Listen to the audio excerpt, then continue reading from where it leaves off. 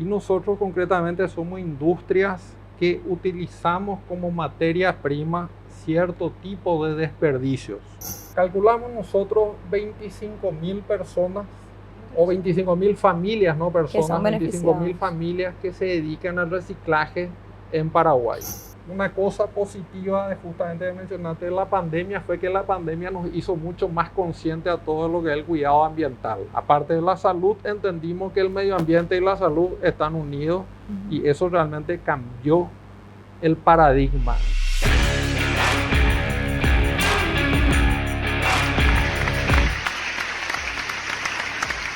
Qué lindo empezar el programa así, si no tengo voz. Quiero aclarar que ya saben de qué club soy. Para no decir que fue Bad Bunny, ¿verdad? No, ni me hables, me hables, cierto. por favor. Tema sensible. Justamente hoy lo tenemos a Carlos Mangabeira, director de la empresa Brasur, que es de reciclaje. Quiero saber si todo lo que nos sirve, se hace plata de lo que nos sirve. Mira, bienvenidos a todos, somos iguales. Un aplauso, por favor. Bienvenido, Carlos. Carlos, estamos muy emocionados de algo que queríamos hablar hace tiempo, algo que nos preocupa mucho, lo que es el tema de la basura, no a nivel país, sino que a nivel mundial, y qué bueno que hablar de reciclar. Gracias por la invitación. Bueno, a mí me toca ser director de la empresa Brasur, una empresa que se dedica al reciclaje de metales ferrosos, no ferrosos. Y me toca presidir la empresa Coresa, una empresa que se dedica al reciclaje de plásticos tipo PET, polietileno y polipropileno. Que es algo que está muy invadido en nuestro país, en las calles, etcétera, etcétera. Bueno, realmente hay que entender primero qué es basura como tal. Dentro de la basura, qué es reciclable, porque no toda la basura es reciclable, tiene tratamientos diferentes. Cuando se habla de basura es muy amplio y nosotros concretamente somos industrias que utilizamos como materia prima cierto tipo de desperdicios, o sea, que es lo que viene a ser materia prima secundaria. Hablaste a nivel mundial, bueno, esto es el cambio de la economía, es pasar de una economía lineal a lo que hoy se escucha mucho, ustedes escucharán muchísimo lo que es la economía circular, ¿verdad? Pasar de lo que es la extracción, la transformación, el uso y el desperdicio, pasar a lo que es la economía circular desde el punto de vista de los materiales que nosotros manejamos, viene a ser la producción, el uso, el desecho, la recuperación, que vuelva a ser un producto y vuelva a ser reincorporado a la economía en un ciclo que para muchos productos puede ser perpetuo. Carlos, hablaste de que es materia prima secundaria la cuestión de reciclados. ¿Cuál es la materia prima primaria, valga la redundancia, y de dónde ustedes se nutren, se surten? Muy buena pregunta. Lo que viene a ser la materia, en materias primas está lo que es primario, se le llama cuando es metales, o virgen cuando es plástico, por ejemplo. En el caso de los metales, por ejemplo, vamos a hablar un acero que se hizo a partir de la extracción de mineral de hierro, y entonces a partir de eso se formó el acero, se hizo acero. O en el caso del plástico, por ejemplo, a partir de la extracción de petróleo, el proceso petroquímico, el cual obtuvo un polímero plástico, por ejemplo, se obtuvo una resina finalmente de PET o polietileno tereftalato, cuál es su nombre técnico. Entonces eso es lo que viene a ser primario o virgen. ¿En qué porcentaje usan ustedes la materia primaria y la materia prima secundaria? ¿En qué porcentaje en la industria que usted maneja?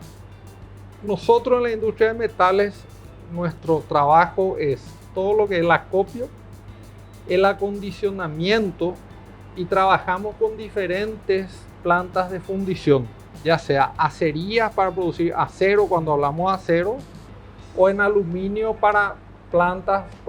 Llegamos a hacer la materia prima secundaria lista para horno, para industria de aluminio, por ejemplo, si embalaje para latas o si es automotriz para luego hacer piezas automotrices y demás.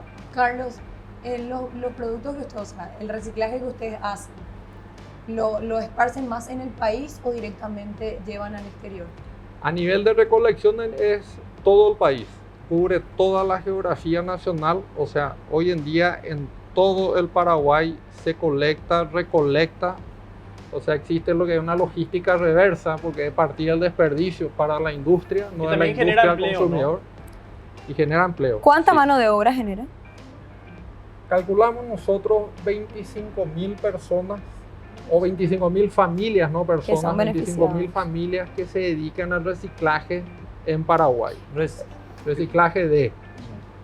Y ahí están un poco juntos porque estos recicladores, gancheros se les llaman en algún lugar, nosotros los llamamos servidores del medio ambiente. Los gancheros que estuvieron muy golpeados durante la pandemia, les vimos que ustedes también por ahí les estuvieron apoyando mucho. Así mismo.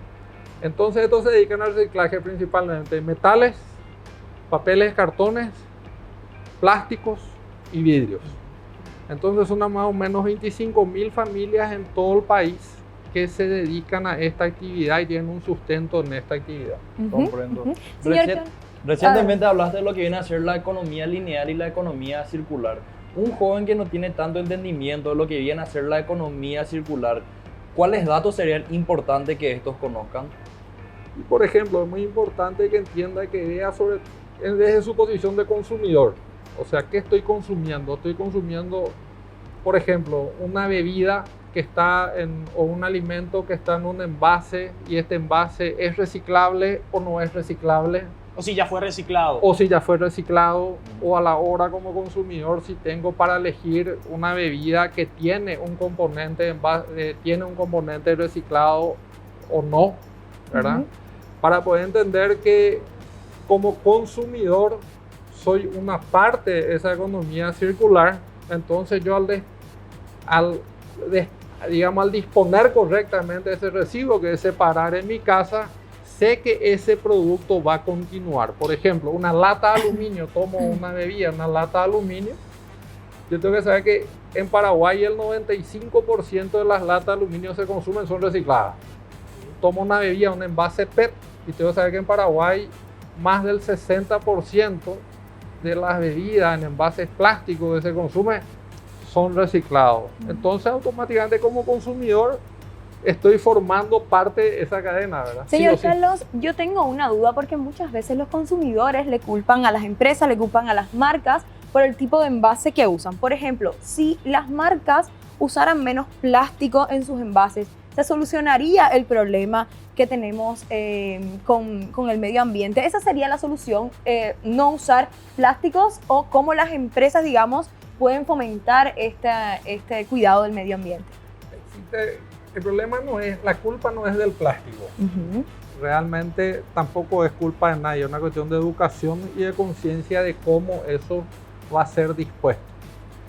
Seamos claros y lógicos, vayamos a un supermercado y vamos a ver que todo está en un contenedor o en un packaging que en la mayoría va a estar en plástico. Imagínense si eso tuviera que ser manejado a granel, o la vida útil de los alimentos si no estuviera dentro de este packaging. O sea, claro, habría una crisis alimentaria, ¿okay? Porque la vida útil de una galletita fuera del packaging es mucho menor, la vida útil de la carne es mucho menor, de una bebida sería mucho menor. Tienes razón cuando dice el tema de la educación, porque conocemos Ñuguazú, por ejemplo, y ahí hay, por ejemplo, para que sea plástico, metal, papel, pero la gente como que voy a tirar nomás totales basura y ya se le está dando, se le está facilitando el trabajo, y tiene mucho que ver la educación. Hay algunas empresas que están contribuyendo con eso y, digamos, tienen todo su basurero para reciclar y demás. No, realmente esto es algo que arrancó y no tiene marcha atrás en el mundo. O sea, los seres humanos, la población mundial crece de una manera extraordinaria, y de esa manera también crece la generación de desperdicio, el consumo y la generación de desperdicio. Entonces, esto parte de la educación. Hoy en día, por ejemplo, nosotros vemos los niños tienen mucho más conciencia la que tenemos nosotros, la gente de mi generación, por ejemplo. Un niño de 10 años es mucho más consciente de lo que una persona de mi generación que nacimos casi 40 años atrás que ese niño, ¿verdad?